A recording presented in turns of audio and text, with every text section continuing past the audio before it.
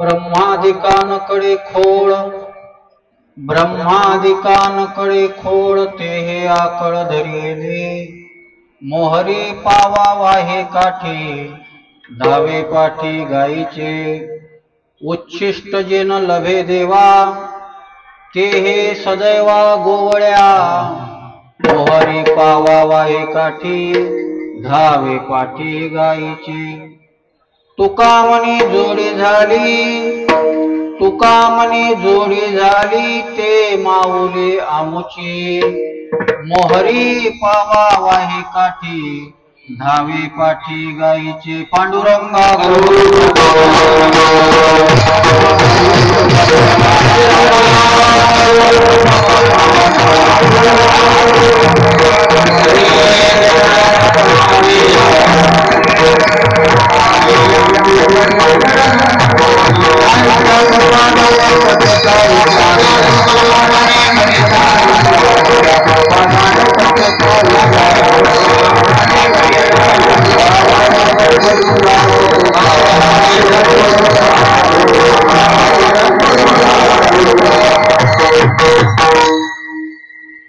सच्चिदानंद रूपाय विश्वोत्पत्त्याय Hathaway तापत्रय विनाशाय श्रीकृष्णाय वयं नमः। वर्णानामर्थ संघानां रसानां छन्दसामपि मंगलानां च कर्तारो वन्दे वाणी विनायको कृष्णाय वासुदेवाय हरे परमात्मने प्रणतक्लेशनाशाय गोविन्दाय नमो नमः। मनोजवं मारुततुल्यवेगं जितेन्द्रियं बुद्धिमतां वरिष्ठं वातात्मजं वानरयूथमुख्यं श्रीरामदूतं शरणं प्रपद्ये। चलत्कुण्डलं भुसुनेत्रं विशालं प्रसन्नाननं नीलकण्ठं दयालं मृगाधीशचम्राम्बरं मुण्डमालं प्रियं शङ्करं सर्वनाथं भजामि। नमो सद्गुरु तुकया ज्ञानदीपा नमो सद्गुरु सच्चिदानंद रूपा नमो सद्गुरु भक्त कल्याण मूर्ती, नमो सद्गुरु भास्करा पूर्ण कीर्ती, जयांचे केले स्मरण, होय सकळ विद्येचे अधिकरण, तेची वंदू श्री चरण श्री गुरूंचे ते नमस्कारो आता विठ्ठला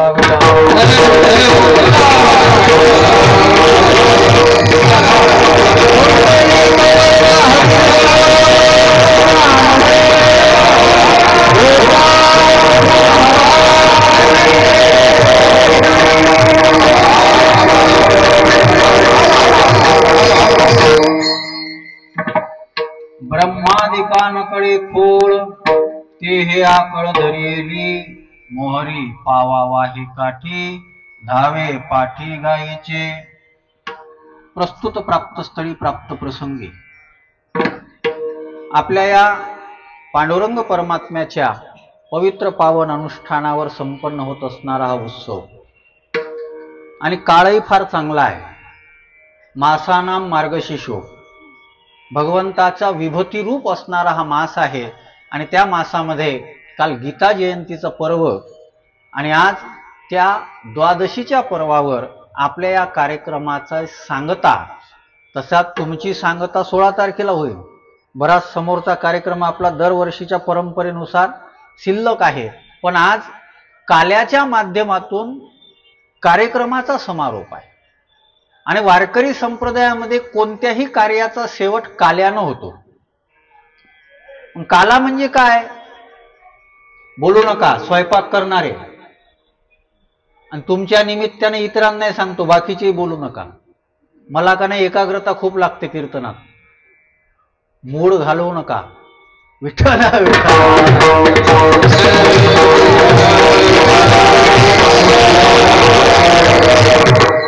घाटा माझा नाही होणार, तुमचाच होईल. मला काय, मी करायचं ते करीन आणि निघून जाईल. पण जे तुम्हाला पाहिजे ते देता येणार नाही. नीट ऐका, काळजीपूर्वक ऐका. मागून येणारे आता समोर येऊ नका. जिथं जिथं जागा असेल तिथं बसा. तुमच्यासाठी आम्ही रिकामी नाही, तुमच्यामुळं आम्ही नाही थांबलो पाहिजे. काला म्हणजे नेमकं काय? हा दही भाताचा काला, हा प्रतीक रूप आहे. हा प्रतीक रूप आहे. प्रसाद शब्दाचा फार सुंदर अर्थ आहे. प्रसाद शब्दाचा तुम्ही म्हणाल महाराज अर्थच सांगतात का? काल अनुभवाचा असतं पसला का नाही काय माहित. किती अर्थ सांगता, पण ऐका, प्रसाद शब्दाचा मीच बनवलेला आहे बरं. मी म्हणजे सगळं व्यासाचं उष्टच आहे. एकूण तिकून जे डोक्यात जमा झालेला आहे त्याचा काहीतरी सदुपयोग करणं आहे. प्रसाद म्हणजे काय? प्रसाद, प्र म्हणजे प्रसन्नता, आणि काला म्हणजे प्रसन्नता. फक्त आजच्या दिवशी घ्यायचं नाही आहे. या सत्संगाच्या माध्यमातून जे अध्यात्माचे सूत्र आमच्या जीवनामध्ये आलेलं आहे ना, त्यानं आमचं जीवन आनंदमय झालं पाहिजे. त्यानं आमचं जीवन आनंदमय झालं पाहिजे. साधू संतांचं जीवन कसं आहे माहित आहे? कसं आहे जीवन? आनंदानं भरलेलं आहे. आनंदानं भरलेलं आहे. तुकोबारायांच्या जीवनामध्ये तुकोबाराय म्हणतात की आमच्या जीवनामध्ये आनंद आहे हे सोडून द्या, आम्हाला सगळं जगच आनंद रूप आहे. अवघे आनंदाची सृष्टी झाली,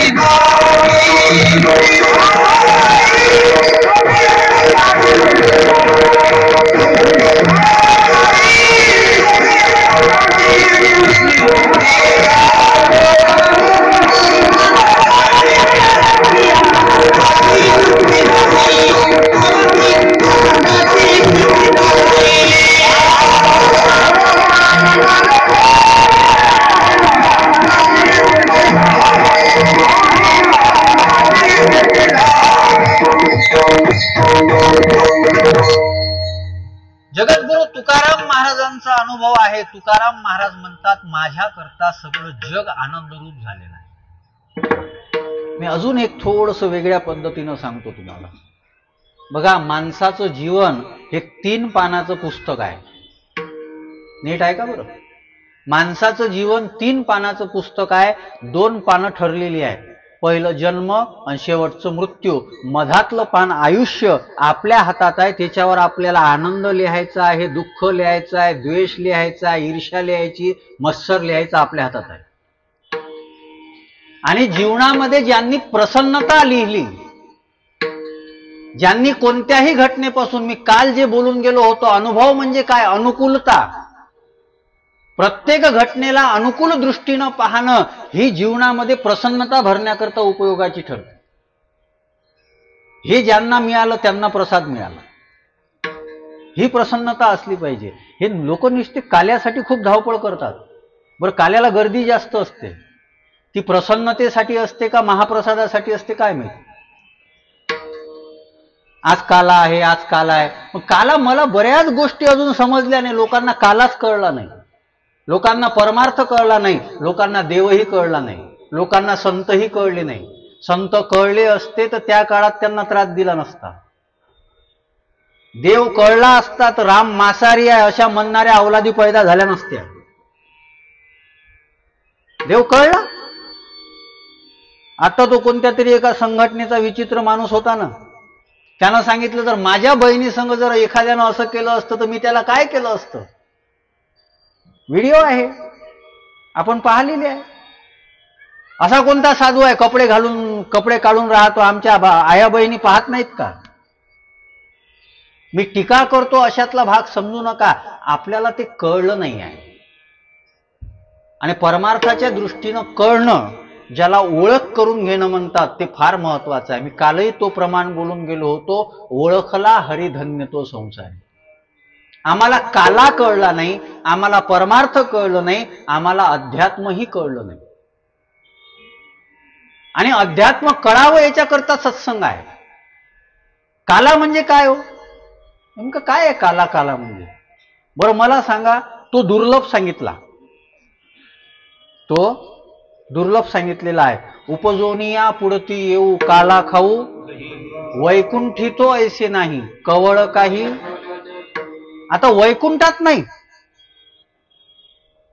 काला म्हणजे नेमकं काय असते? मुरमुरे, लाया, कोणी काही जास्त टाकत असेल तर ते, मग ते वैकुंठात भेटत नाही.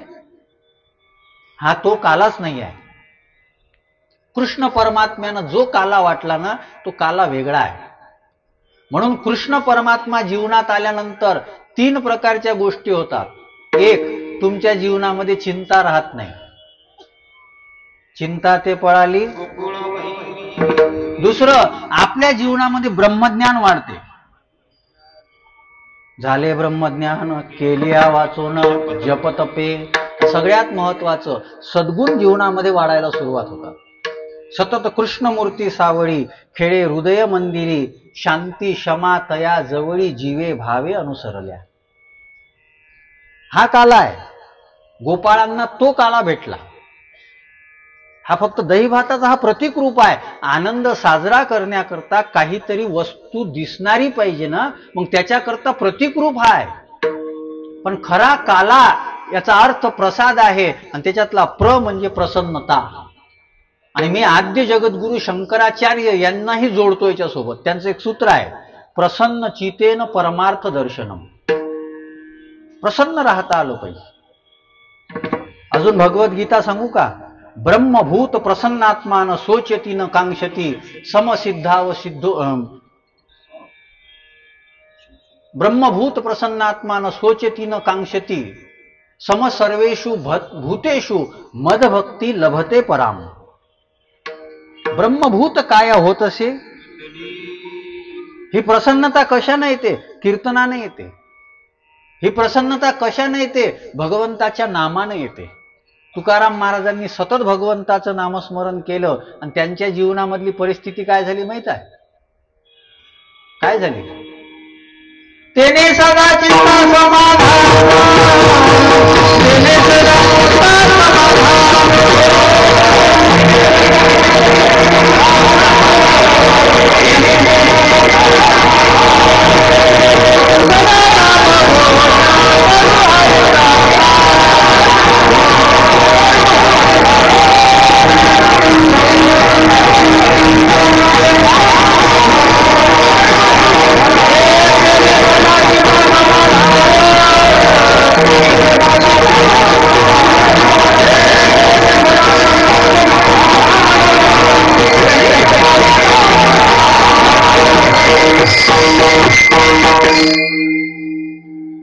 प्रमाणाशिवाय सांगत नाही तुम्हाला.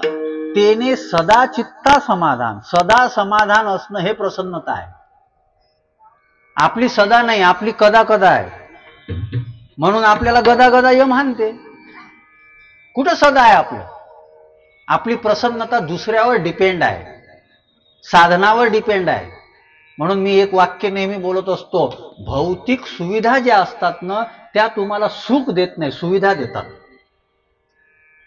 आणि सुख जर पाहिजे असेल तर अंतःकरणाची स्थिती तशी बनवावी लागते. तुकोबारायांचे शब्द आहे, स्मशानीच आम्हा न्याहाळीचे सुख. स्मशानामध्ये सुद्धा आम्हाला सुख आहे. आणि स्मशानात खरंच सुख आहे म्हणून शंकर तिथं जाऊन बसले. घरात पार्वती सुचू देत नाही. विठ्ठल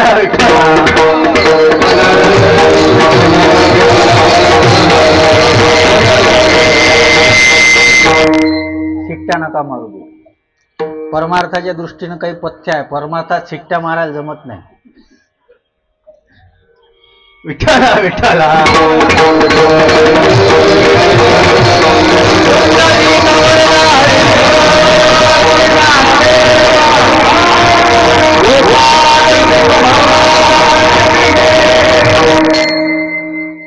म्हणजे प्रसन्नता. दुसरा शब्द आहे का, प्रसाद भेटल्यानंतर आपली अवस्था काय होते? एक प्रसन्नता वाढते, दुसरं साधेपणा वाढतो. आणि म्हणून मोठे लोक तुम्ही पहा, साधे असतात. रतन टाटा एवढं मोठं सगळं काम होतं पण साधेपणा होता. आपल्यापाशी ते मोजले तर फक्त अर्ध्या घंट्यातच खतम होते, तरी एवढी टर्रेरी दाखवते.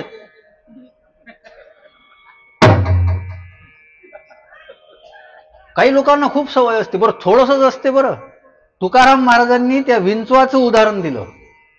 विंचवाचं उदाहरण, विंचवापाशी विष किती आहे? किती आहे? फक्त नांगीत किती? 2-4 लिटर. आता विंचूस केवढा असते हो? एवढं तर धसकट. मग त्याच्यात विष किती असल? पण त्या आकडीनं किती राहते? हे थोडशानं जे आकडीनं राहते ते कोण समजायचे? मी काय बोलू?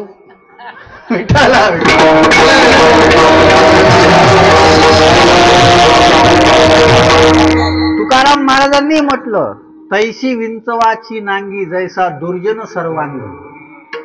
तो दुर्जन आहे. साधेपणा असलं पाहिजे, सरळपणा असला पाहिजे. सगळ्यात सुंदर भक्ती तुम्हाला सांगतो मी. साधूची एक व्याख्या केली पवन दादा. साधू म्हणजे कोण? ज्याचं जीवन साधं सुध तो साधू.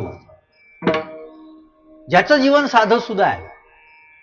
पण मी कालच सांगितलं की लोकांना प्रदर्शन पाहिजे, लोकांना मार्केटिंग पाहिजे. अजून एक वाक्य बोलू, भाव खाल्ल्याशिवाय भाव देत नाही कोणी. भाव खाल्ल्याशिवाय भाव देत नाही. प्रभाव तेव्हा वाढतो जेव्हा अभाव दाखवावा लागतो. आता हे समजणं अवघड आहे, मराठीच आहे.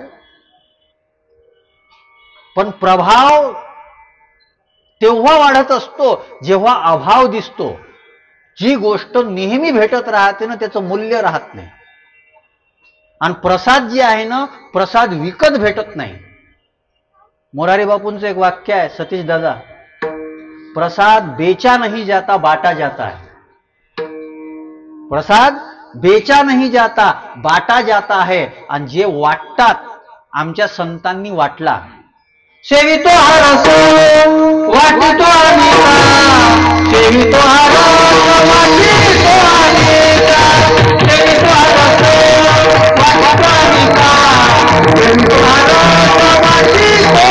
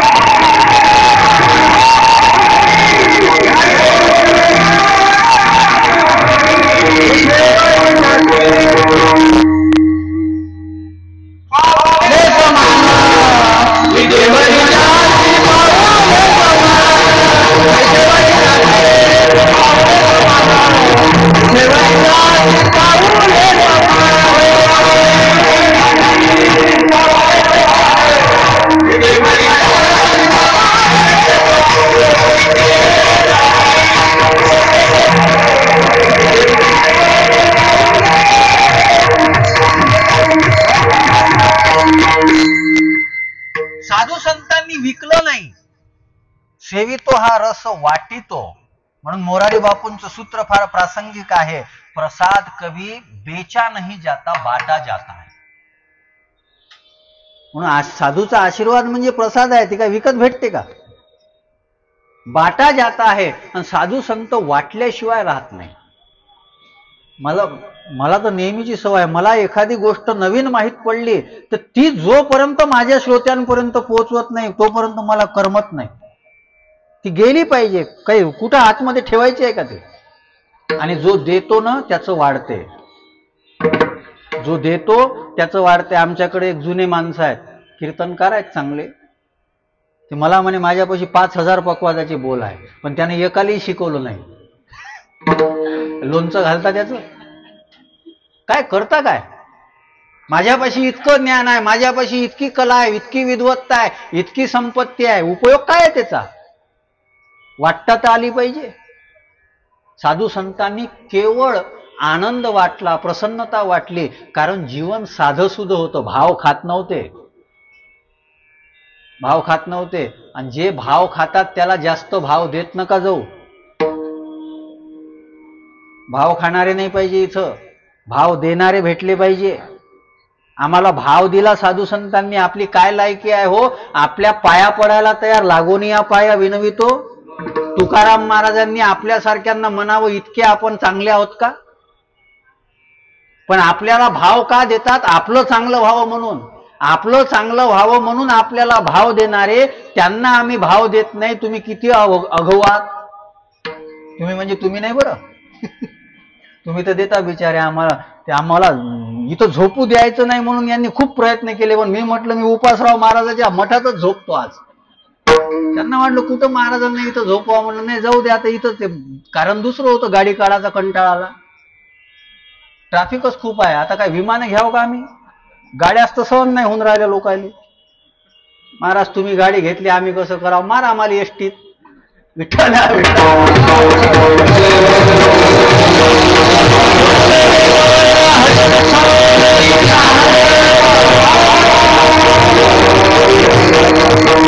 विस्तार खूप होईल. हे घड्याळ मोठं वेगानं धावतो म्हणून मला आवडत नाही. मी घालतो पण आवडत नाही मला हे घड्याळ. बरं, दुसरा अर्थ घेऊ नका. तेही घड्याळ नाही आवडलं म्हणा. लोकांना आवडलं, ते बाहेर निघालं म्हणून आवडलं. ते का तिकडं राहिलं असतं तर पुंगी वाजली असती. आणि खरंच बरं वाटलं मला. मी राजकारणासाठी म्हणून नाही म्हणत. ज्यांनी आमच्या वारकरी संप्रदायाच्या मंत्राचा दुरुपयोग केला ना, त्याची पुंगी वाजली. हे लय चांगलं केलं महाराष्ट्रातल्या लोकांनी. खूप चांगलं केलं. जे स्पष्ट सांगत होते की राम आणि रामायण आणि महाभारताची भारताला आता गरज नाही, पण मतासाठी म्हणत होते रामकृष्ण हरीन वाजवा, बोलू नका. रामकृष्ण हरी आणि टाळ पकवाज मृदंग वाजवा घरोघरी. हे टाळ पकवाज मृदंगाची आहे. तुताऱ्या वाजवायला आम्ही काय काय काय जोकर आहोत का? पुंगी वाजली, बरं झालं वाजली. वाजायलाच पाहिजे होती. जे रामायण महाभारताला मानत नाही ना, त्याच्या पुंग्याच वाजल्या पाहिजे. विठ्ठला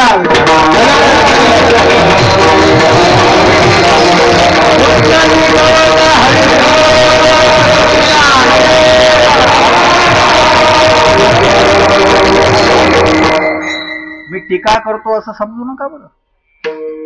पण आमच्या संप्रदायाच्या मंत्राचा उपहास करू नका बरं. तुम्हाला ते आवडत नाही ना, तुम्हाला आवडत नाही ना. तुम्ही स्वतःच सांगितलेलं आहे ना की रामायण आणि महाभारताची देशाला गरज नाही. मग रामकृष्ण हरी कशाला पाहिजे? वारकऱ्याची मतं घ्यायले. वारकरी एवढे साधे वाटले का तुले? वारकरी मग चांगला झटका देतात. आणि यावर्षी महाराष्ट्रातला झटका वारकऱ्यानंच दिलेला आहे. विठ्ठला विठ्ठला.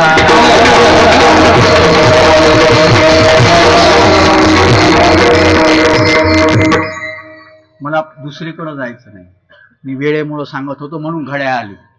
घड्याळ आली तर पुंगी आली. प्र म्हणजे प्रसन्नता, सा म्हणजे साधेपणा, आणि शेवटचा शब्द आहे द म्हणजे दया.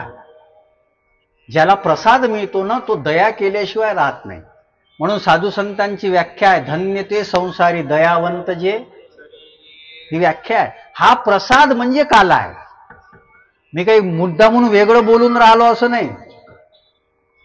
मला अभंगाचीच संगती मांडायची आहे. हा कालाही कळला नाही आणि हा काला देणाराही कळला नाही. कोणाला नाही कळला? कोणाला नाही कळला तीच गोष्ट पहिल्याच्या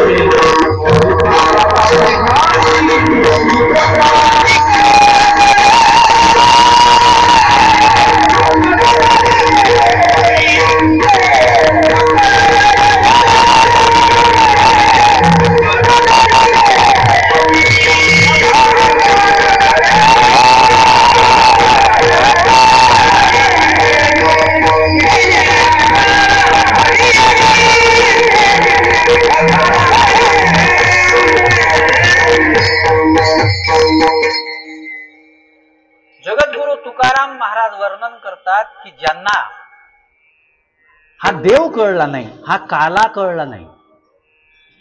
बरं, बऱ्याच जणाला देव कळला नाही. कोणाला कळला नाही? मग मोठं काहीतरी सांगायचं तर मोठ्या माणसापासून सुरुवात केली पाहिजे ना. कोणतंही एखादं मोठं काम करायचं असेल तर लहान माणसाला थोडी बोलवते कोणी. उद्घाटन करायचं असेल तर मोठ्या माणसाला. आणि जीवदशेमध्ये सगळ्यात मोठा जर कोणी असेल तर ब्रह्मदेव आहे. मी म्हणत नाही, ज्ञानोबाराय म्हणतात, ब्रह्मोशान परते वाढणे नाही जीवाते. पण त्या ब्रह्मदेवाला सुद्धा देव कळला नाही. ए बाई बोलू नको, चुपचाप बस शांत, नाही तर मस्त खेळ तिकडं जाऊ. कीर्तन असं शांत ऐकायचं असते. तुम्हाला सवय नाही लागली तर कसं होईल? गोड बोलणारे कामाचे नसतात बरं, लोणी लावणारे. नीट ऐका, शांततेनं ऐका, काळजीपूर्वक ऐका. हे भेटत नाही बरं, हे पुस्तकातलं नाही आहे, मस्तकातलं आहे. आता मस्तक काय फोडून आणसान का माझं वालं? नीट काळजीपूर्वक ऐका. उद्या ऐकायला भेटणार नाही, पुन्हा कधी योग येईल सांगता येत नाही. नीट ऐका, काळजीपूर्वक ऐका. ब्रह्मदेव हा जीवदशेतला सगळ्यात मोठा आहे आणि ब्रह्मदेवाला भगवान कळले नाही. आणि इथे ब्रह्माधिक शब्द वापरलेला आहे. मग ब्रह्मदेवाला कळले नाही, इंद्राला कळले नाही, यशोदेला कळले नाही, गोपाळांना कळले नाही, चांगल्या चांगल्यांना कळले नाही. मग सुरुवात करायची म्हणून ब्रह्मदेवापासून. कसं काय कळले नाही असं तुम्ही कसं काय म्हणतात? कळले असते तर त्याच्या संग खाजून घेतली असते का? काय खाजून घेतली? लीला तुम्हाला माहित असेल. ही ब्रह्मदेवाची फजिती करण्याचा प्रसंग जेव्हा भागवतामध्ये सांगितला होता ना, तेव्हा शुकदेव महाराजांना समाधी लागली. काय केलं तर ब्रह्मदेवानं? आणि कैकयेने नवलाव केला, आणि कैकयेने नवलाव केला, आणि कैकयेने नवलाव केला, आणि कैकयेने नवलाव केला.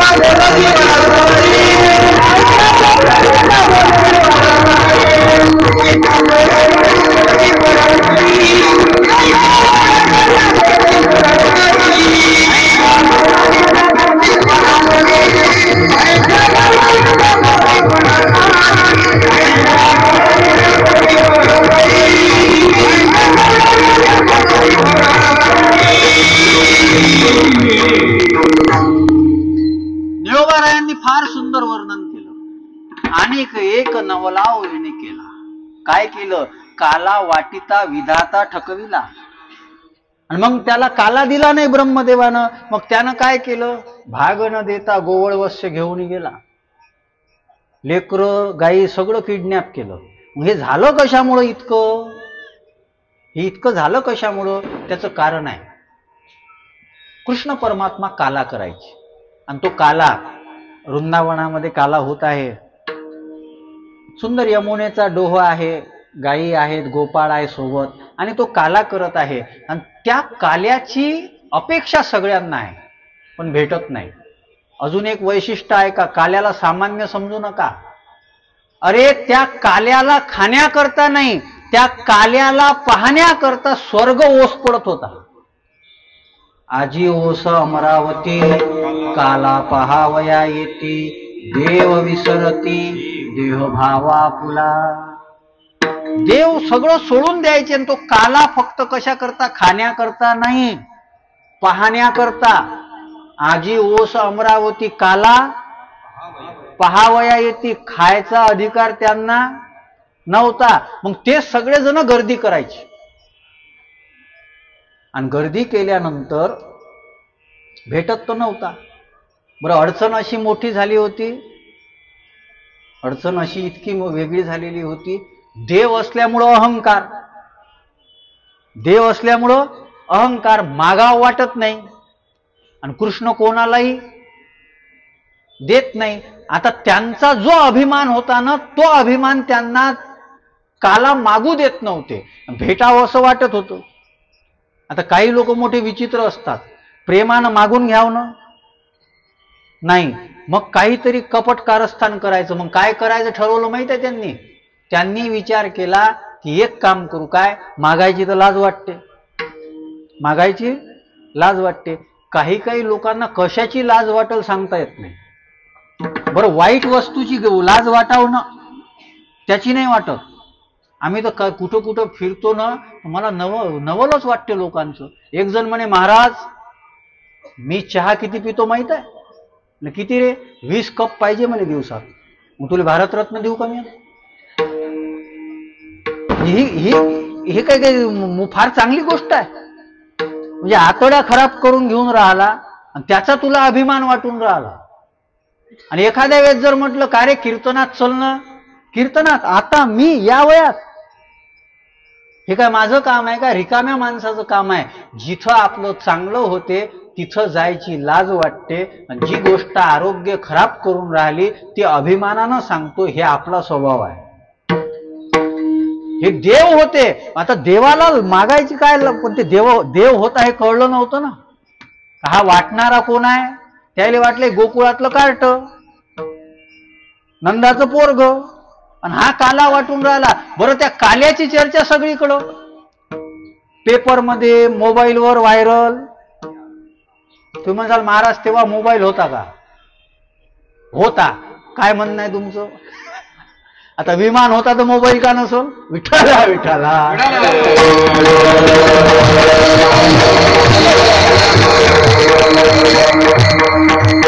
तुम्ही काही पाहायला जाणार नाही, मी काही जाणार नाही, पण एक सहज भाव सांगतो. सगळी चर्चा. आणि म्हणून काला नेमका काय असते, काला नेमका काय असते याच्यासाठी मग आता मागायला लाज वाटते. मग काय करायचं? एक जरासा हुशार होता, तो काय म्हणू लागला माहित आहे?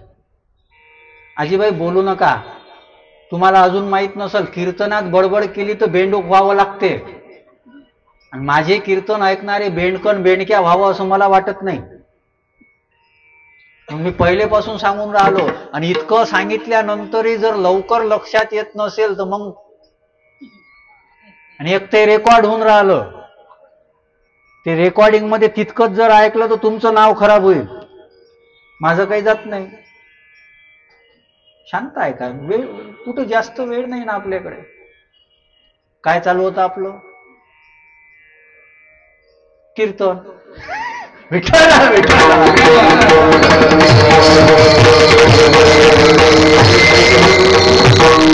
एक देव त्याच्यातला हुशार होता. तो म्हणे एक काम करू. काय? अरे म्हणे हे सगळे गोपाल काला खातील आणि खाल्ल्यानंतर हात धुवायला ते कुठं जातील? यमुनेच्या डोहावर. मग आपण एक काम करू, काय करू, आपण म्हणे मासे बनवू आणि ते कण जे आहे ते पाण्यात डोहात पडतील ते खाऊ. आता हा देव आहे ना,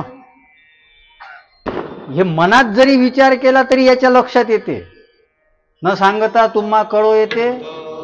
आपल्या मनात जरी विचार केला तरी त्याला लक्षात येते. आणि मग यानं विचार केला का काही झालं तर चालते, यायले काला भेटू द्यायचा. मग त्याने सगळ्या गोपाळाला सांगितलं, हे काय नीट आहे का काय, म्हणे एक काम करायचं, आज रोजच्या सारखं हात धुण्याकरता यमुनेच्या डोहावर जाऊ. म्हणे मग देवा हे खरकटे हात, ते म्हणे हक्काच्या जागेवर पुसा. तेव्हापासून पद्धत पडली, लहान पोरं काही असलं तर हात कुठं पुसते, पुसोनिया हासे टिरी.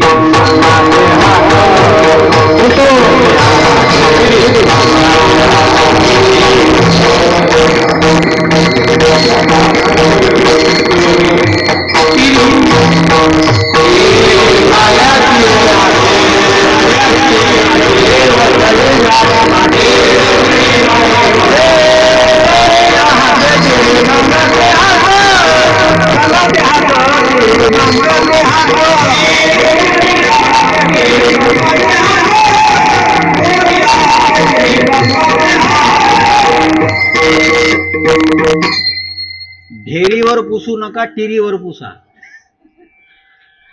आणि टिरी हा शब्द संत वाङ्मयात आलेला आहे. गोपाळ काय करत होते माहित आहे, त्याच्यापाशी पकवाज नव्हता. मग ते काय करत होते, करुनिया टिरी आपुल्या मांदळ, ते मृदंग म्हणून हेच वाजवायचे. म्हणजे मग ढेरीला पुसू नका, टिरीला पुसा. आता कृष्णाची चतुरता पा किती मोठी आहे. देवाला वाटलं का समोर वगैरे जर पुसले तर हे मासे आहे तर माशी बनल आणि अजून तिथं जाऊन बसल, तर अशा जागेवर हात पुसायला लावले का तिथं देवाले बसायची लाज वाटल.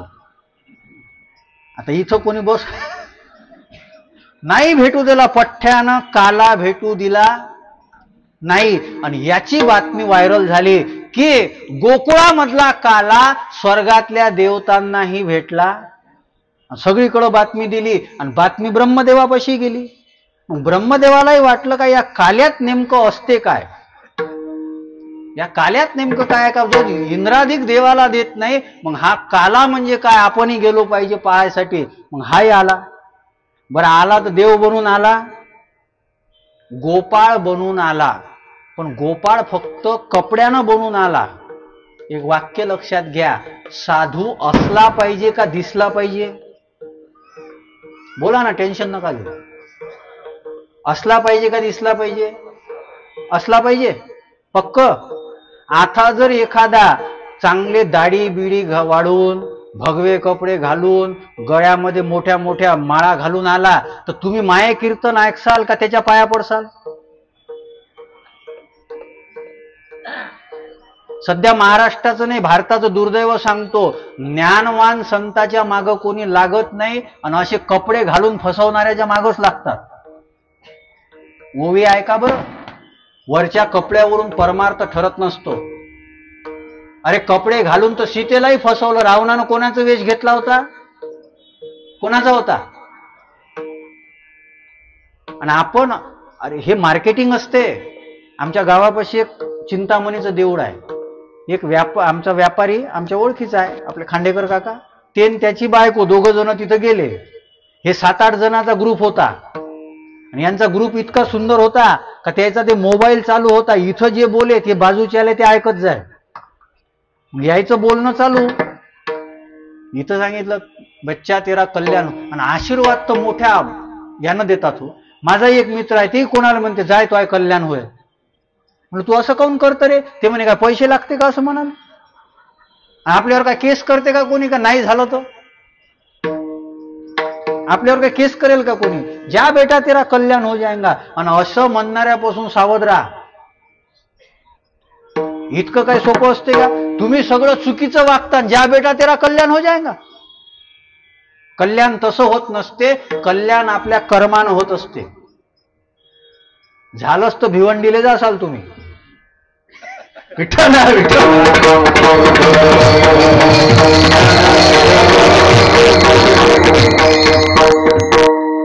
करंट आहे. चांगले विनोद समजायलाही मोठं शांततेनं ऐकायला लागतं. आमची अडचण असते की आम्ही लेवल सोडू शकत नाही. असो, ऐका.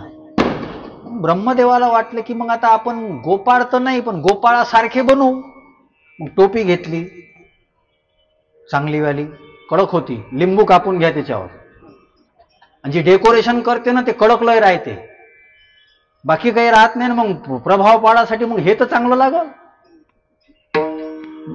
टोपी घेतली, 2 तुळशीच्या माळी घेतल्या. आता तुळशीच्या होत्या का बाभुळीच्या त्याच्या बापाले माहीत.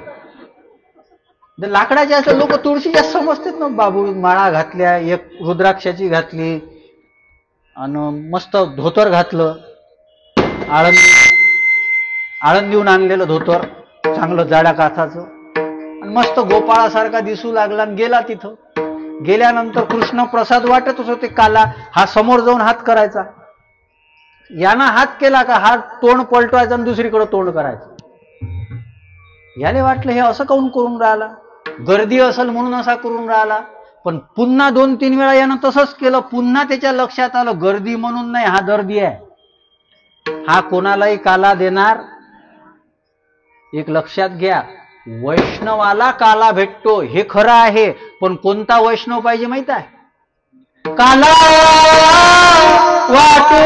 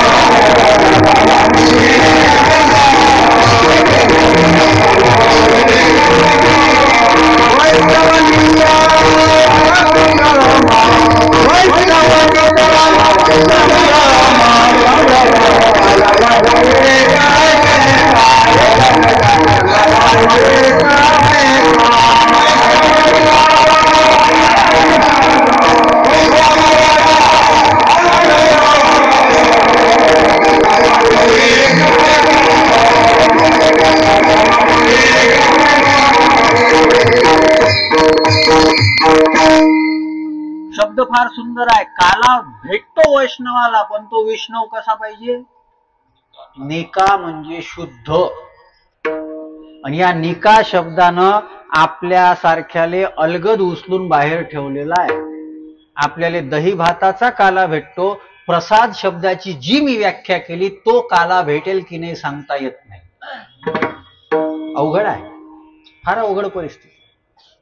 काला प्रसाद काय करते? प्रसादे सर्व दुःखानाम हानी रसोप्य जायते. आमच्या जीवनामधलं दुःख दूर करून टाकते. कोण आहे असं जो म्हणू शकतो की नाही माझ्या जीवनामध्ये दुःख नाही? सांगा ना, कोण आहे असं? पण संत म्हणतात, तुकाराम महाराज म्हणतात, आमच्या जीवनामध्ये स्वप्नीही दुःख कोणी न देखवे डोळा. आम्ही जीवनात तर जाऊ द्या, स्वप्नातही आमच्या दुःख येत नाही.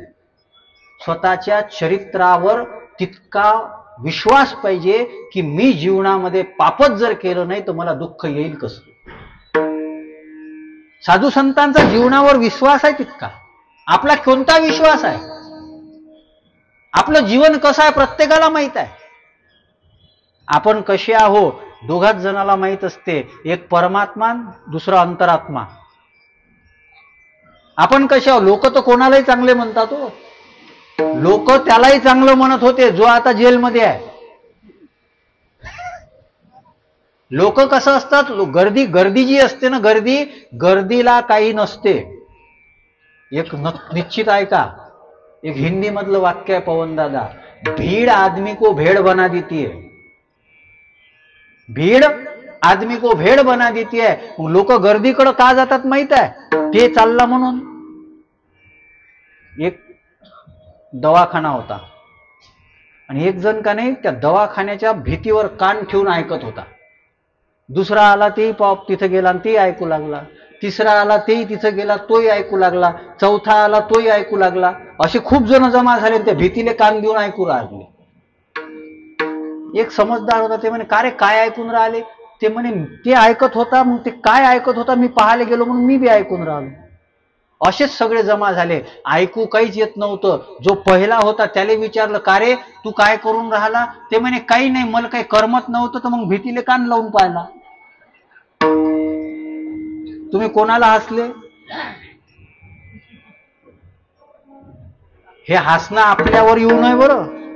स्वतःवर हसायची वेळ येणं ही सगळ्यात वाईट वस्तू असते जगातली. आपलं नेमकी तेच चूक होत आहे. विठाला विठाला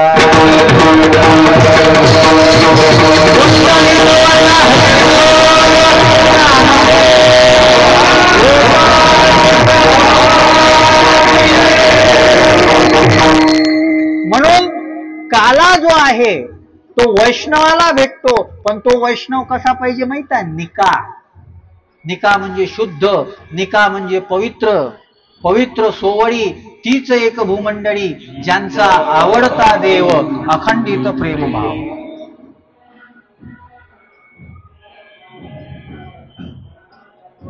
ऐका थोडा वेळ, ते बी ऐका. सध्या दिवस त्याचेच आहे. थोडस भजन करू. विठोबा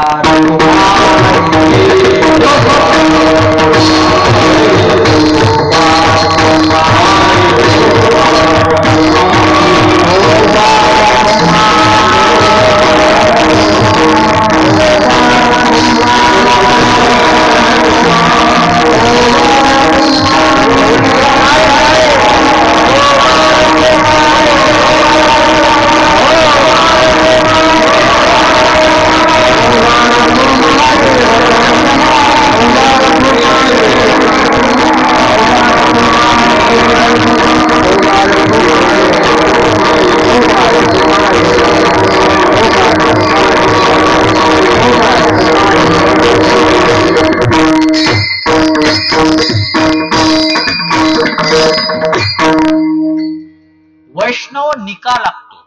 निका शब्दाचा अर्थ शुद्ध पाहिजे. मग त्याच्यापाशी संपत्ती खूप आहे म्हणून त्याला प्रसाद नाही, त्याला नाही मिळत. त्याच्यापाशी सत्ता खूप मोठी आहे म्हणून त्याला प्रसाद. ब्रह्मदेव कोण आहे? जगाचा कॅबिनेट मंत्री, त्याला दिला का? इंद्र कोण आहे?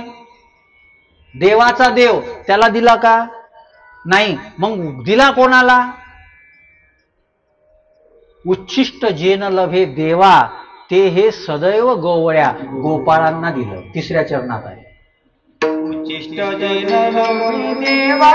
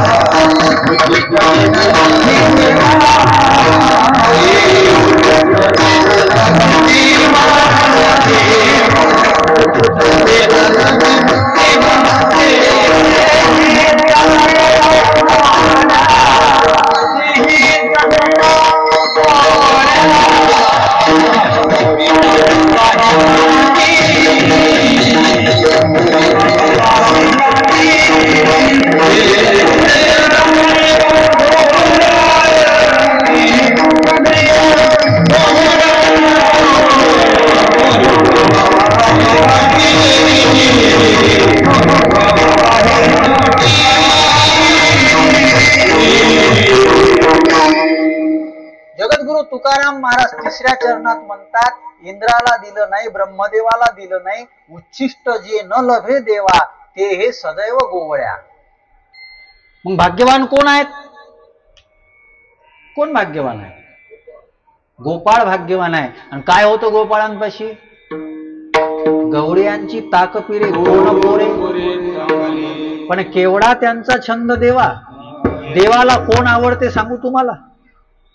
जे प्रामाणिक असतात, जे प्रेमळ असतात, जे अशी फसवणूक करतात ना, त्याला काला नाही देत. तुका म्हणे राखे शहानिया दुरी.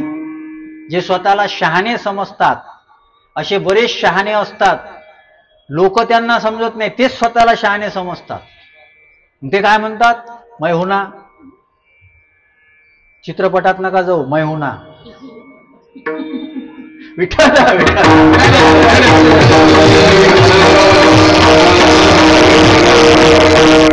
रामायणामध्ये फार सुंदर चौपाई आहे. देव कोणावर कृपा करते माहित आहे? मन क्रम वचन छांडी चतुराई, करत कृपा भजवू रघुराई.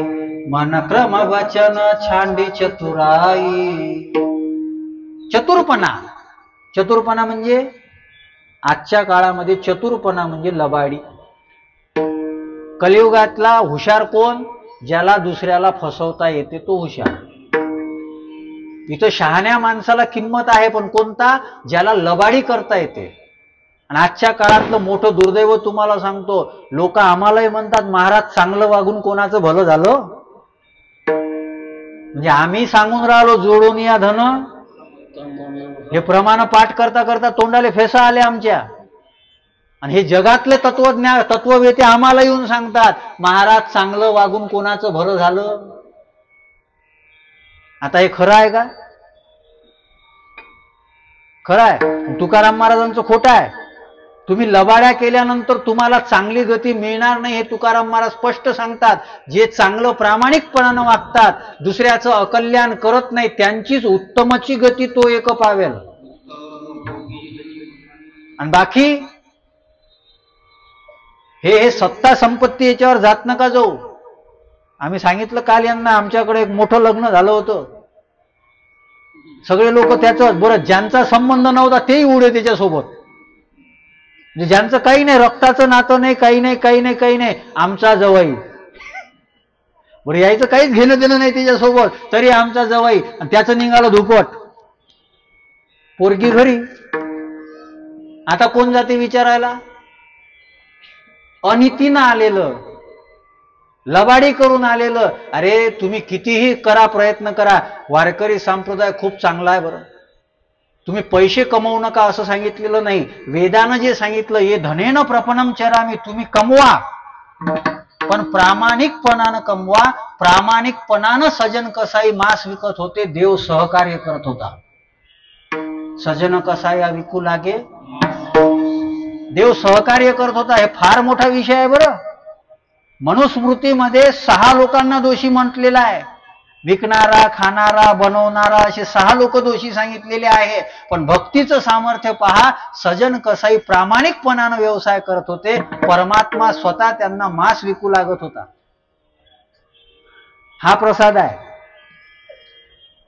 आम्ही सगळं चुकीचं वागतो, हे सगळं डोक्यातून काढून टाका. आणि म्हणून असे लोक जे आहेत संत, जे संत तुम्ही काहीही करा तुमचं कल्याण होईल सांगतात, तिथं गर्दी आहे. आणि आमचे वारकरी संत सांगतात जोडून या धन. नाही, मजा नाही आली त्या महाराजाची. मजा येणारच नाही. तुला लेका सजा जेव्हा होईल ना, तेव्हा तुला मजा येईल. कोणती मजा येणार आहे? बघा, विषय का बदललेला आहे. वैष्णव निका. निका म्हणजे शुद्ध. अजून एक वाक्य बोलतो, परमार्थामध्ये प्रसिद्धी असो की नसो, परमार्थामध्ये शुद्धी असली पाहिजे. प्रसिद्धी देतो परमार्थ तुम्हाला, पण परमार्थामध्ये शुद्धी असली पाहिजे. प्रसिद्धी देत नाही का?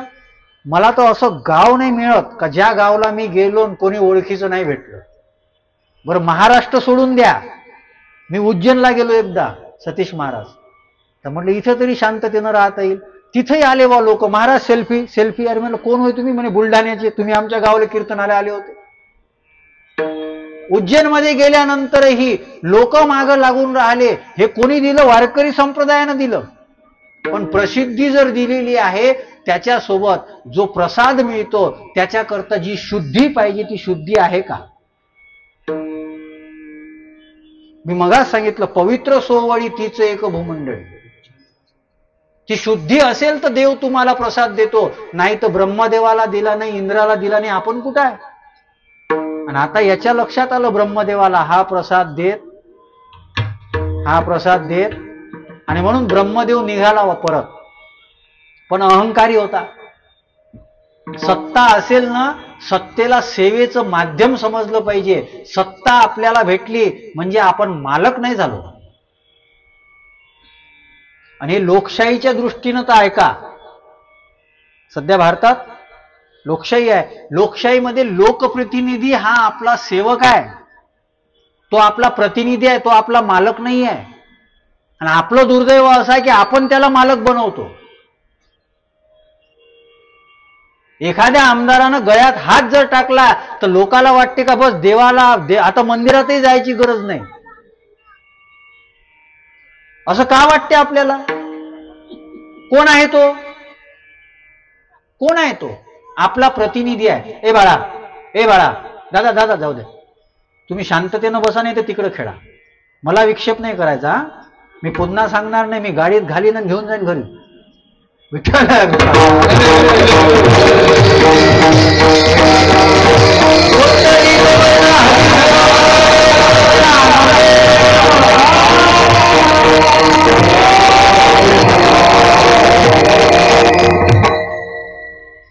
मला फार वेगळं वाटते.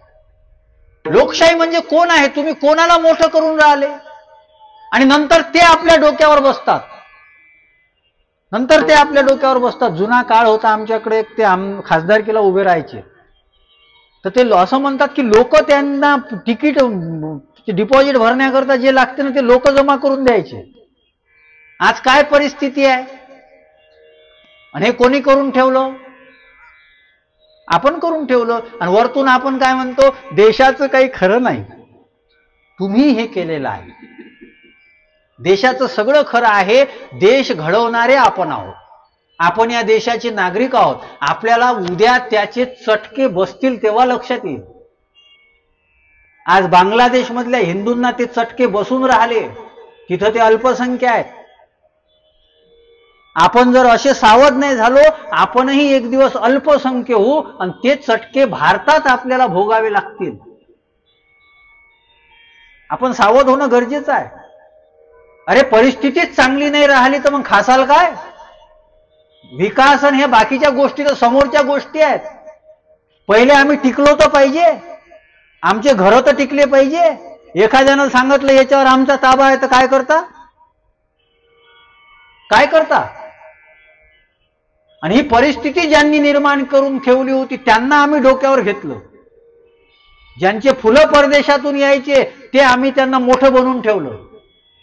आणि आपल्याला इथं फुलं काय, आपल्याला खायची सोय नव्हती.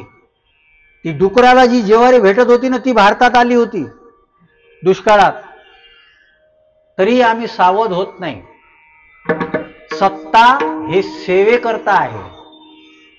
ब्रह्मदेवाला वाटलं काला मला भेटला नाही ना, कोणालाच भेटू देत नाही. मला नाही भेटला ना. आणि अहंकारी माणसाचं काम तसंच असते, ते स्वतःही खात नाही, दुसऱ्याला खाऊ देत नाही. कृष्ण परमात्म्यानं पवनदादा 2 कामं केले.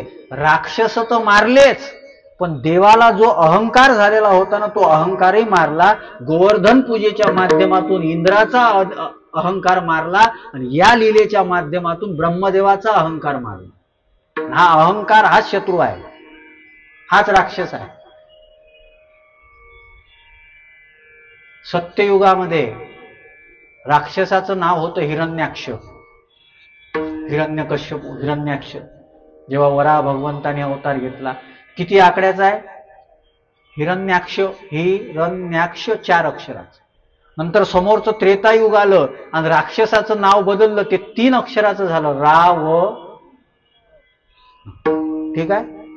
नंतर समोरचं युग आलं द्वापार युग, आणि द्वापार युगामध्ये राक्षसाचं नाव बदललं, कंस 2 अक्षराचं. आता कलियुग आलं. आता कलियुगातल्या राक्षसाचं नाव 1च अक्षराचं आहे. कोणतं माहित आहे? मी.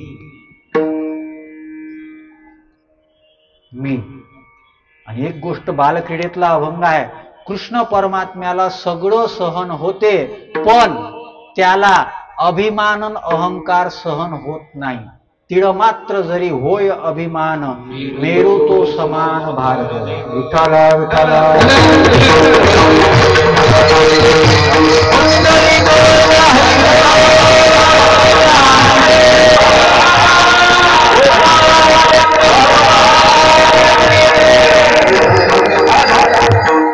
मग ब्रह्मदेवाला अभिमान झाला, अभिमान झाला, त्याला वाटलं की कालाच बंद पाडायचा. त्यानं काय केलं, जे सगळ्या गायी आणि गोपाळ किडनॅप केले. हे किडनॅपिंग तेव्हापासूनच चालू आहे, सगळे किडनॅप केले. आता हे म्हणे कोणी नसल असता हा काला कसा काय करल. आता मला कीर्तन करायचं आहे, एकटा काय काय करू, टाळ वाजू, गायन करू, विणा वाजू का पकवाज वाजू, सगळे लागतील ना कीर्तनाकरता बरेच. एकल्याचा नव्हे म्हणून मेळ, एकट्यानं जमेल का. तुम्ही इतक्या संख्येनं आहात, किती बरं वाटते. मला एका दृष्टीनं धन्यवाद द्यावे वाटतात. शहरात जर एवढे लोक येत असतील तर तुम्ही तर ग्रामीण भागावर विजय प्राप्त केला. खरंच आहे, नाही तर ग्रामीण भागात लोक खूप यायचे. आणि नागपूर सारख्या ठिकाणी इतक्या दाट लोकसंख्येच्या प्रदेशामध्ये सगळ्या उद्योगाचा हा जुना परिसर आहे. बुधवारी इतवारी हा उद्योगाचा जुना परिसर आहे, आणि याच्यामध्ये तुम्ही इतक्या चांगल्या संख्येने येता. बरं, आजच आले असं नाही, कालही बरीच संख्या होती. तुम्हाला धन्यवाद आहे. लगेच हुरळून जाऊ नका, तुम्ही लोक लवकर धुपट काढता. विठ्ठला विठ्ठल.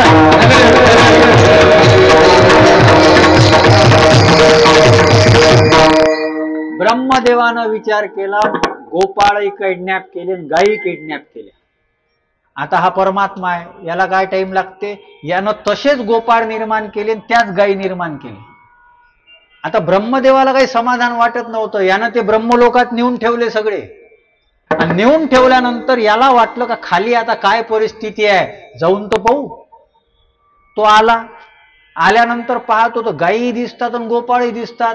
याले चार चार चार तोंड आहेत ना ब्रह्मदेवाला. 5 होते, एक कापलं, आता 4 आहेत.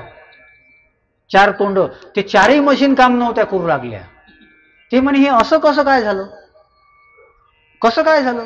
मग त्यानं पाहिलं, त्याला वाटलं दुसरे असन कोणीतरी आणलेले. त्यानं काय केले, फोटो काढले सगळ्यांचे फोटो काढले. आणि फोटो काढून पुन्हा गेला ब्रह्मलोकात. आणि तिथं गेल्यानंतर पाहिलं तर ते जे होते तेच हे होते, ते जे होते तेच हे होते. यानं विचार केला का एकसारखा दुसरा तर मी बनवू शकत नाही, मग मा बाप कोण तयार झाला. याला माहीतच नव्हतं का हा खरंच त्याचा बाप आहे. कृष्ण कोण आहे, जगाचा हा बाप.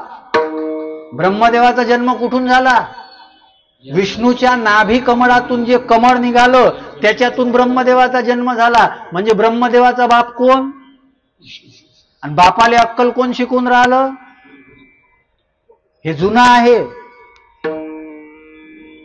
एखाद्या बापाले पोरग जर अक्कल शिकवत असेल तर त्यांना काही वाईट वाटून घेऊ नका. ब्रह्मदेव सुद्धा देवाला अक्कल शिकवायचा विचार करत होता, पण बाप तो बाप होता आहे.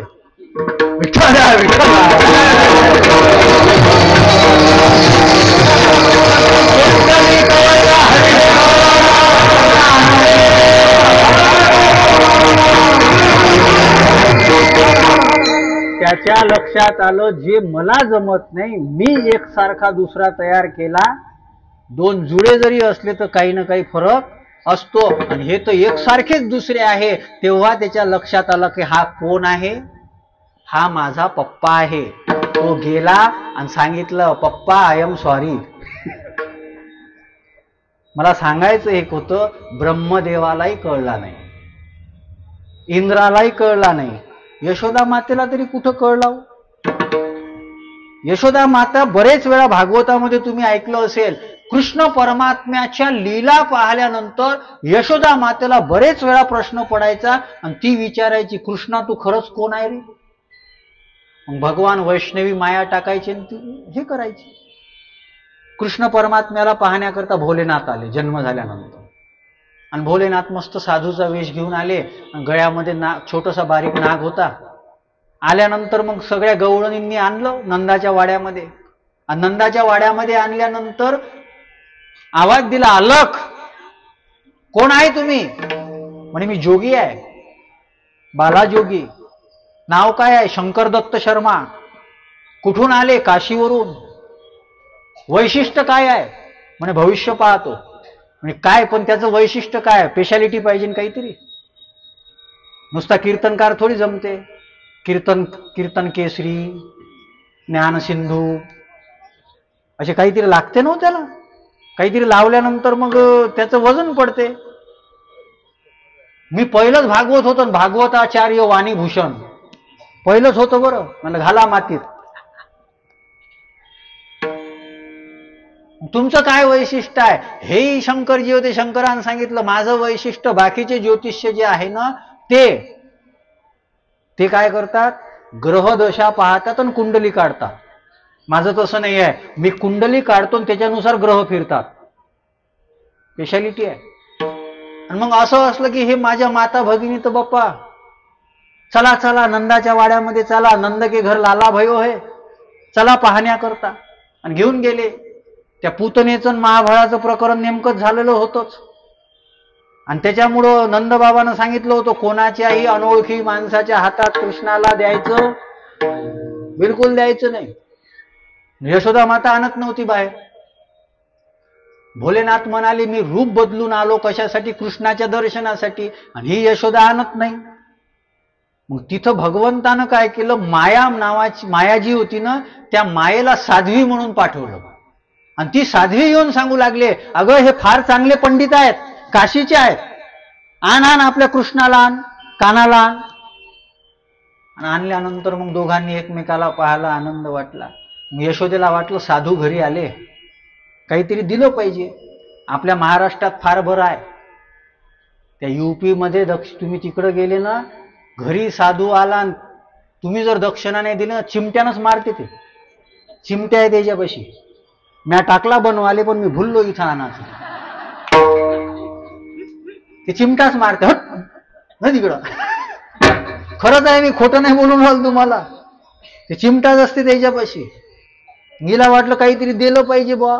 काय द्यायचं? ते हिनं सूप घेतलं आणि त्या सूपात धान्य घेतलं, देऊ लागले. आता ते सूप म्हणजे सूप तुम्ही पाहिलं का? या माता भगिनींना माहितीच नाही, तरुण पोरींना तर काहीच माहित नाही. ते सूपाचं जे असते ना, तोंड खूप मोठं असते. तोंड कारण की जास्त देण्यात गेलं पाहिजे, हे त्याचा उद्देश आहे. आणि ते सूप जे आहे ना, त्या सुपामध्ये धान्य घेतलं आणि धान्य घेतल्यानंतर आणलं. आता ते धान्य आणल्यानंतर ते शंकरजी काय म्हणाले, मैया ये नाही होणार. आता हिला वाटलं काही वेगळं आहे. धान्यवाले कुठं आहे? पहिले भागवतकार पोते बांधून नेत जाय धान्या बिन्याचे. आता नारळी न्यायचा कंटाळ येते. आता तर कुठं काळ बदलत चालला ना. मग काय द्यायचं? हिरे मोती दिले, तेही घेतले नाही. आणि सांगितलं मैया तुम्हारे घर में जो पैदा हुआ है ना, वो सबसे बड़ा रत्न है. जे मीराबाईनं म्हटलं होतं, पायो जे महिने राम रतन धन पायो, पायो जे महिने राम रतन धन पायो, पायो जे महिने राम रतन धन पायो, पायो जे महिने राम रतन धन पायो. जाऊ द्या, म्हणत नाही आपलं घड्याळ. आपला वेळ नाही तिकडं. तुम्हाला काय घरी गेलं, जेवण केलं का झोप नाही? मला 200 किलोमीटर जायचं आहे आणि वेळेच्या पुलं आपण जात नाही. पण यांनी माझं 5 मिनिटं थोडं उशीर केला होता ना सुरू करायला, म्हणून थोडंसं 5 मिनिटामध्ये सेवा संपवायची. नीट आहे का? मग यशोदा माता म्हणू लागली या कृष्णाच्या या अशा लीला आहे आणि या कृष्णाला पाहण्याकरता हा इतका मोठा बाबा आला. हा कृष्ण नेमका कोण आहे? आणि त्या कृष्णाला विचारते, कृष्णा तू कोण आहे रे? म्हणजे यशोदेला कळला, इंद्राला कळला, ब्रह्मादिका न कळे खोड ते हे आकड धरी येली. पण मग हे आकड धरल्यानंतर त्यानं खूप प्रकारच्या लीला केल्या. कोणी त्याला लीला म्हटलं, कोणी त्याला चरित्र म्हटलं. आणि ते चरित्र काल्याच्या कीर्तनात सांगायचं असते. चरित्र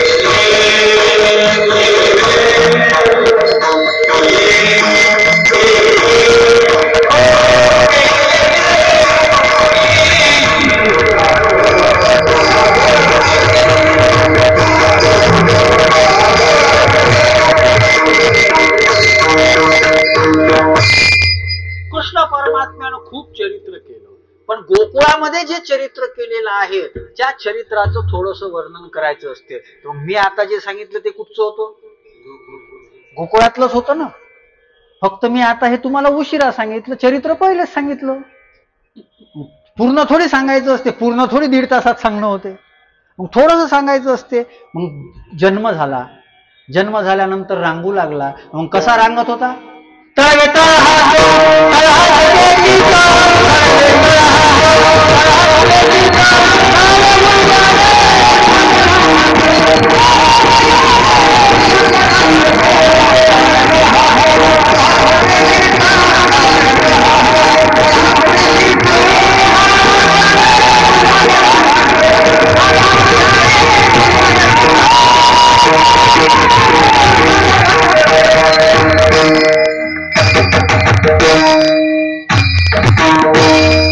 आपण त्याला लीला म्हणतो, संत महात्मे चरित्र म्हणतात. आणि गोकुळातले जे लोक होते ते काय म्हणत होते माहित आहे? खोड्या नको करू माझे बाबा बाबा, खोड्या नको करू माझे बाबा. ते खोड्या म्हणत होते. अर्थ एकच आहे. तर आज असं म्हणावं काऊन वाटून राहिलं? पवन दादा आले ना, कालची कसर काढा लागल ना. पण वेळेची अडचण आहे, त्याच्यामुळं समायोजन करायचं आहे. मग खोड्या वाढू लागल्या, इतक्या वाढल्या का मग सगळ्या गवळणींनी एक विचार केला की आता हे खोड्या कधी थांबवल? बरे सांगावं तरी किती? याच्या खोड्या सांगू किती? लिहिता महीपत्र, मही म्हणजे पृथ्वीची कागज केला, सिंधू म्हणजे समुद्राची शाई केली. आणि इतकं लिहिलं तरी संपत नाही. मग विशाल महाराज बडे किती सांगू? मग तुम्ही नेहमीचे ऐकलेल्या दाढी वेणी गाठ बांधली, हे मी काय आता ते तेवढं काही नेहमीच सांगत नाही. पण मग एक खोडी केली काय? मग कशातच सापडत नव्हता. मग काय केलं? घरचाच माणूस फोडायचा. पक्ष फोडायचा असेल ना तर जवळचा कोणीतरी असला पाहिजे.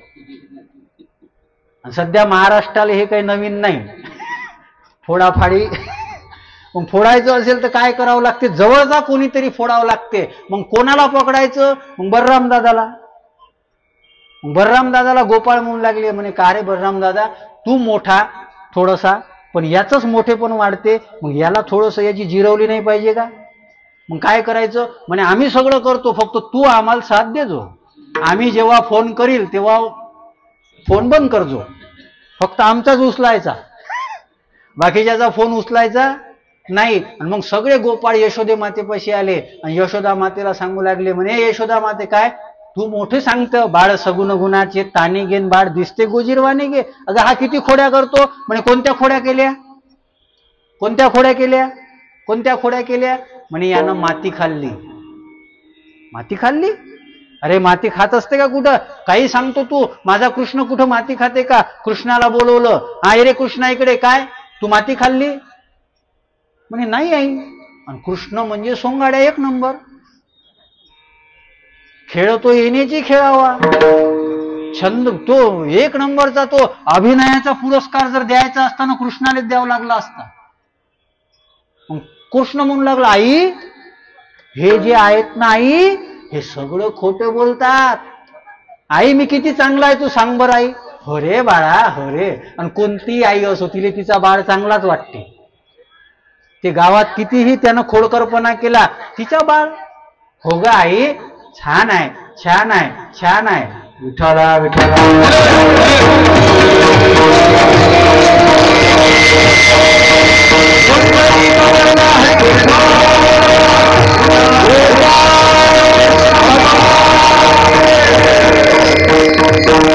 मागची मंडळी गोंधळ करू नका, इकडे ओव्हरलोड आहे बरं. टांगा पलटी नाही झाला पाहिजे.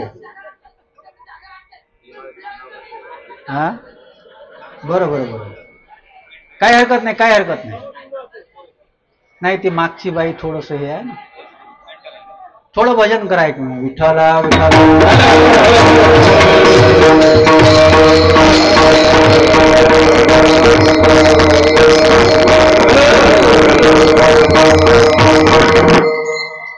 त्याचं काय, कृष्ण खोड्या करत होत्या तर मग लोकाले वाटते ना आपण खोडी करावं काहीतरी. काल्यात काहीतरी खोडी झाली पाहिजे म्हणून खोडी करण्याचा प्रयत्न आहे ते. आपण तिकडं लक्ष देऊ नका, कृष्णाच्या खोडीकडे लक्ष द्या. आणि यशोदा मातेच्या पुढे कृष्ण म्हणू लागला, आई मी नाही. आणि तितक्यात मग गोपाळांनी सांगितलं, म्हणे आई आम्ही खोटं बोलत असू बलराम दादा. नाही गाई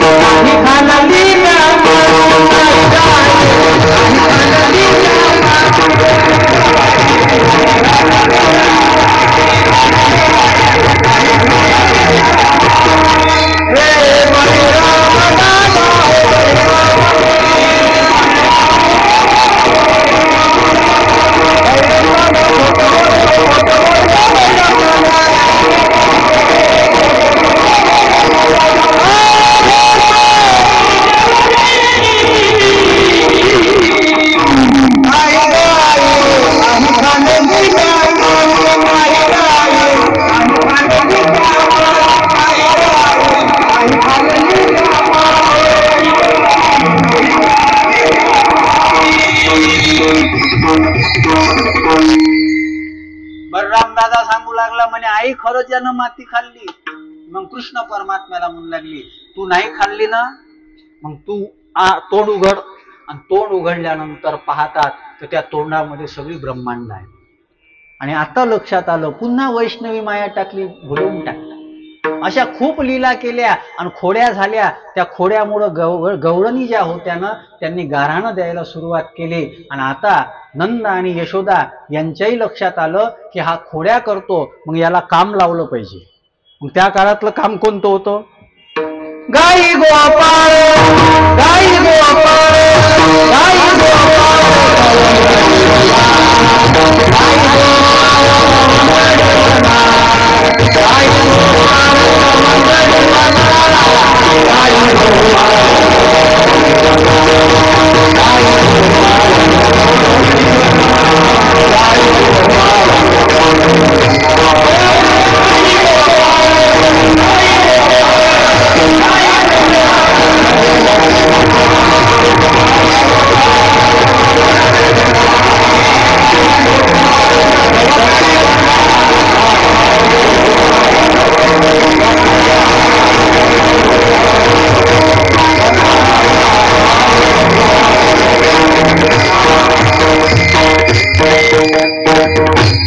कृष्ण परमात्म्याला गायी राखण्याकरता वनामध्ये जाण्याची जबाबदारी दिलेली आहे. याच्यामध्ये फार चांगला सिद्धांत आहे. मुलगा योग्य वयामध्ये आल्यानंतर रिकामं ठेवू नका, त्याला कामाला लावा. 5 वर्षापर्यंत मुलाचे लाड करणं ठीक आहे. 5 वर्षापर्यंत कृष्ण गोकुळामध्ये आहे. 5 वर्ष झाल्यानंतर वृंदावनामध्ये आणलेला आहे. वृंदावन म्हणजे भक्तीचं वन. आणि त्या वनामध्ये इथे आणा. उपासराव महाराजांच्या मठामध्ये दरवर्षी हे वृंदावन आहे. हे वृंदावन आहे म्हणून इथं काला आहे. प्रत्येक सत्संग म्हणजे वृंदावन आहे. आणि इथं चांगले संस्कार दिले जातात. शाळेमध्ये मुलाला शिक्षण दिलं जाते, शिक्षा दिली जाते, पण संस्कार देण्यामध्ये शाळा कमी पडून राहिली. फार विचित्र घटना घडत आहे. फार विचित्र घटना आहे. मला वाईट वाटते ते पाहिल्यानंतर की अजून आपल्याला काय काय पाहायचं आहे पुढे. त्या अकोल्याची घटना आहे. 29 वर्षाच्या मुलानं दारू पिऊन स्वतःच्या आईवर बलात्कार केला. कल्याण डोंबिवलीची घटना आहे. बापानं स्वतःच्या मुलीवर बलात्कार केला. हे चुकीचं खाण्यापिण्यामुळे हे सगळ्या गोष्टी होऊन राहिल्या. आम्ही आमचं आरोग्य खराब करतो. तुम्ही तुमच्या मुलांना योग्य संस्कार जर दिले नाही ना, ते रात्री 1:30, 2-2 वाजेपर्यंत मोबाईल खेळू खेळू डोळे खराब करून घेतात. वापरू नका असं मी म्हणत नाही, सदुपयोग करा. मी कालही तुम्हाला बोलून गेलो होतो. मी हे कालचं झालंच नाही रेकॉर्डिंग. त्या पोरानं एवढे मोबाईल वापरतेत, पण जेव्हा गरज असते तेव्हा कोणतं बटन दाबावं तेच समजत नाही. त्यानं योग्य बटन दाबलं नाही म्हणून गेलं चांगलं कीर्तन कालचं. ते आता अपलोड होणार नाही, ते गेलं. आता ते फक्त आठवण म्हणून राहिलं. तर आज म्हणून मी स्वतःच दाबलं बटन. कारण की स्वतःचे पैसे स्वतःच्या कामी येत असतात, दुसऱ्याच्या भरोशावर राहू नये. हे भाऊसाहेब महाराज ओरोलीकर सांगत होते असं की एखादं प्रमाण जर कोणाला नाही आलं तर ते स्वतः म्हणायचे. मग ते म्हणायचे आपले पैसे आपल्या कामाला येत असतात, दुसऱ्याच्या भरोशावर राहू. म्हणून म्हटलं मीच बटन दाबतो. आणि मी बटन दाबलं का चांगला परिणाम येते. हे बटन दाबल्याचा परिणाम आहे ना चांगला. विठ्ठल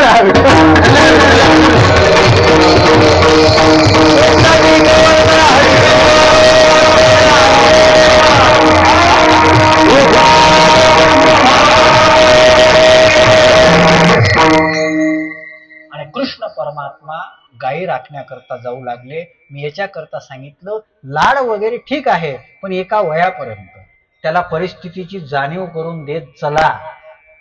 त्याला जास्त लाडावून ठेवलं ना, त्याला परिस्थितीची जाणीव राहत नाही. म्हणून 9 लाख गायी होत्या नंदाकडं, माणूस ठेवता आला असता, पण कृष्ण परमात्म्याला गोपाळांसोबत पाठवलं. आणि कृष्ण परमात्मा वनामध्ये जात असताना त्याच्या सोबत सोबत काय होतं, कोणती साधनं होती, ती दुसऱ्या चरणात आहे.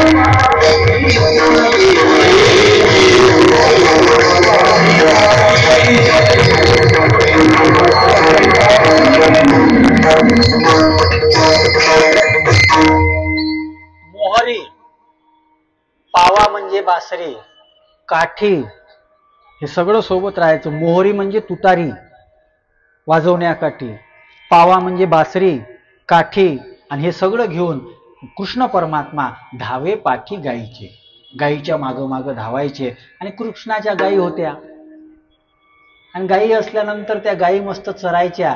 गायी साध्या होत्या बिचाऱ्या, आणि त्या चरत असताना कृष्ण परमात्मा गोपाळांना म्हणू लागले, हे गोपाळांनो, आपल्या गायी चांगल्या आहेत, इकडं तिकडं जात नाहीत, ना आपण एक काम करू, गायी चरून राहिल्या, आपण खेळ खेळू. खूप प्रकारचे खेळ जे आहे ते कृष्ण परमात्मा आणि गोपाळांनी खेळले.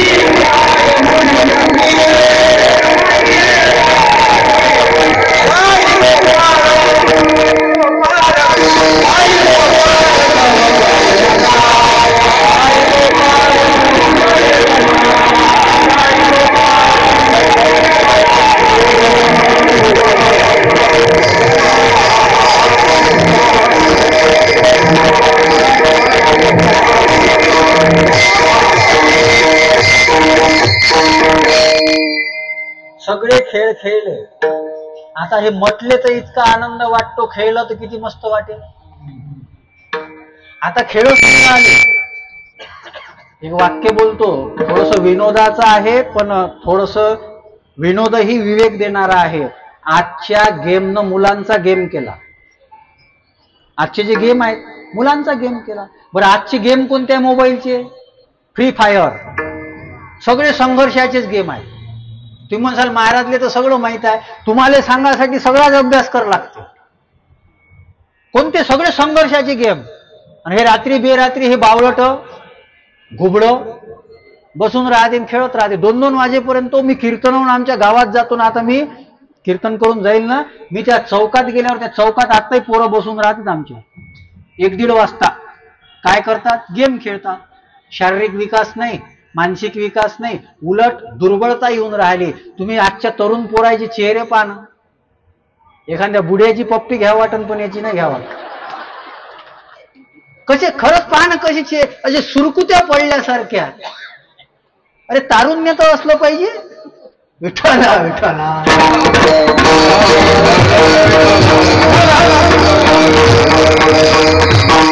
हे खरं आहे, बरं मी विनोदासाठी जरी बोलून गेलो असल, हे खरं आहे ना. कुठं तारुण्य राहिलो? कुठं तारुण्य राहिलं? भोग भोगण्याकरता तारुण्य तर टिकलं पाहिजे पोरांपाशी. कुठं तारुण्य आहे? केस पिकलेले, डोळ्यानं दिसत नाही, कुबडं निघालेलं असं चालते. काय कुठं काय राहिलेलं आहे?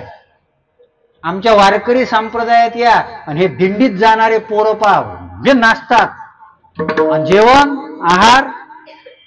आहार इथं तर एक पोळी दिली नको, एक पोळी दिली का नको. इथं किती आल्या तरी नाही म्हणतच नाही पट्ट्या. आम्ही तर एक व्याख्याच केली, वारकरी सब पारकरी.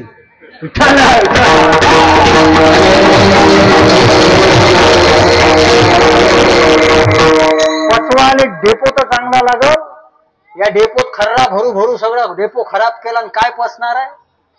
बरं, मला तर बाकीच्या लोकांचं दुर्दैव नाही वाटत. माळा घालणारे लेखाचे पागल ते खर्रा खातेत, नाही का जोड्यानं मारावं यायले.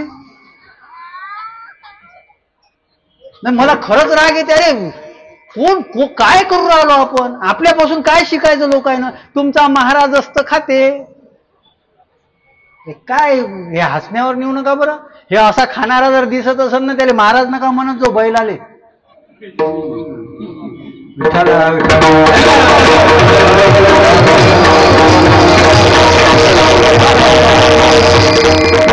मला चीड येते हो. भगवंताच्या नामाचा रस ज्या वाणीनं घेतला ना, त्या वाणीला असं आलतू फालतू खाऊ वाटत नाही. काय खातो आम्ही, काय पितो? आणि महाराज तुम्हाला काय समजते, तुम्ही लय हुशार. हे पोरं 31 डिसेंबरले अरे हनुमान चालिसाची करा ना, संगीत हनुमान चालिसा ठेवा, 108 वेळा पारायण करा, आम्ही येतो ना तुमच्यासोबत. ती इंग्रजी गाणी लावते. बरं, आजच्या पोराची चॉईस पहा तुम्ही, इंस्टाग्राम फेसबुक. ते स्टोरी जर ठेवत ना, एकही चांगलं गाणं ठेवत नाही. ते असे गाणे ठेवते का जे आपल्यालाही समजत नाही. ते कायले इंडियात जन्माला आले काय माहित. ते अमेरिके ब्रिटनमध्येच राहायला पाहिजे होते. कोणते गाणे, काय आपलं, काय आपण, आपली परंपरा आहे, आपली काय संस्कृती आहे. आजच्या गेमनं मुलांचा गेम केला, हे मी सांगत होतो. कृष्ण परमात्मा सुंदर खेळ खेळायचे आणि खेळल्यानंतर आता वेळ झाली, गोपाळ म्हणू लागले खांदी भार पोटी भूक काय खेळायाचे सुख. अरे बाबा किती वेळ झाला, वेळ किती झाला? 9:13 झाले ना, आणि आपली काल्याची वेळ 9 वाजताची होती ना. कृष्ण म्हणू लागला मला म्हणू नका, कारण की खेळामध्ये पकवाजा मेन असतो. पकवाजानं तिकून असं असं केलं, 10 मिनिटं चालू द्या. आणि मग जगदीश भाऊ मुख्य आहे, सगळ्या खेळाचे संचालक, ते इथं येऊन बसले. मग त्यांनी मग म्हटल्यानंतर मग आता मग पहिल्यांदाच आल्यावर इतका भाव नाही खाता येत ना. त्याच्यामुळे मग 10 मिनिटं खेळ वाढला. पण कृष्ण म्हणू लागला गोपाळांना, अरे तुम्हाला तरी इथंच प्रसाद घ्यायचा आहे, झोपायचा आहे, मला तर बोरी चंद्रशेखरला जावं लागते. 3 घंटे गाडी चालवत चालवत 200 किलोमीटर. त्याच्यामुळं आता खेळायचं नाही. मग आता काय करायचं? म्हणजे भुका लागल्या, मग आपापले डब्बे सोडा. सगळे गोपाळ म्हणू लागले आपापले डब्बे खोलू. कृष्णाने सांगितलं आपापले डब्बे खोलू. सगळ्यांनी डब्बे खोला आणि सगळं एकत्र करा, काला करायचा आहे. मग तो काला कसा करायचा आहे? माझी आहे तैसे पाहे, नाही तरी घरा जाय, चोरोनिया माय नवनीता आणावे. सगळ्यांचा गोपाळांना जवळ केलं. कृष्ण परमात्मा मधात उभे राहिले.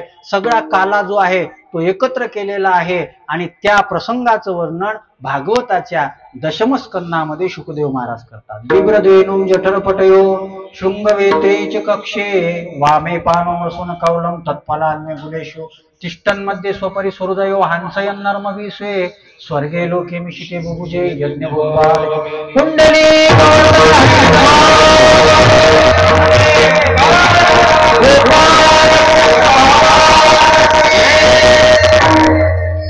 तो जो काला आहे तो ज्यांनी केला ते कोण आहे?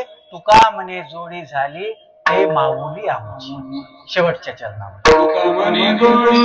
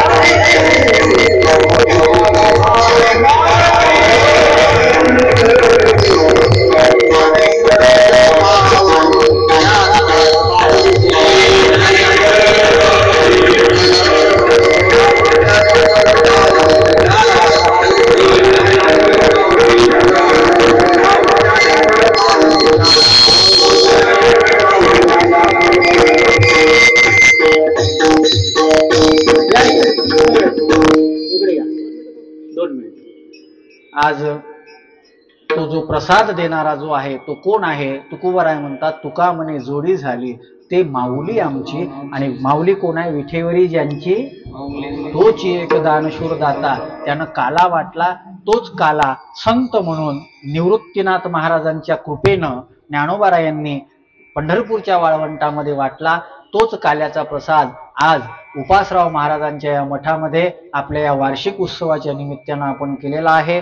समस्त श्रोत्यांना या कार्यक्रमाकरता तनमन धनाने सहकार्य करणारी जी मंडळी आहे त्यांना खूप खूप मी धन्यवाद देतो. एक साधू म्हणून आशीर्वादही देतो. तुम्ही फार चांगल्या पद्धतीनं हा उत्सव करता. एका संताच्या अनुष्ठानावर हे कार्य करण्याची संधी आपल्याला मिळत आहे. माझा काही कोणाचा परिचय नाही. पवनदादामुळे इथे येण्याचा योग आला आणि जगदीश भाऊंचा परिचय झाला. आणि ही सगळी मंडळी, ही सगळी तुमची मंडळी जी आहे, तुमची नावं जरी माहीत नसले पण तुमचं तारुण्याचा उपासराव महाराज योग्य सदुपयोग करून घेऊन राहिले. तुमचं तारुण्य व्यसनामध्ये न जाता, विकारामध्ये न जाता संस्कारामध्ये चाललं, ही तुमच्यावर असलेली कृपा आहे. आणि ही कृपा हाच प्रसाद आहे. हा प्रसाद तुम्हाला सदैव मिळत राहावा हीच मी भगवत चरणी पांडुरंग परमात्म्याच्या चरणी प्रार्थना करतो. सगळ्यांना खूप खूप शुभकामना देतो. पुनश्च एकदा झालेली जी सेवा आहे ती सेवा समर्पित करायची आहे. नेहमीची जी यांची पद्धत असते विना काढणे, टाळ उतरवणे आणि ते झाल्यानंतर मग आरतीचा आपली पद्धत त्यांची जी दरवर्षीची आहे त्या पद्धतीनंच हे सगळं कार्य होईल. काल्याचा अभंग होईल. काल्याचा अभंग झाल्यानंतर उत्तरपदाचे अभंग होतील. त्याच्यानंतर आरती होईल आणि हा कार्यक्रम समोरची जी सूचना आहेत ती संचालक मंडळ तुम्हाला देतील. झालेली सेवा पुनश्च एकदा भगवत चरणी समर्पित करून वाणीला पूर्णविराम. काल्याचा अभंग म्हणून घ्या. कृष्ण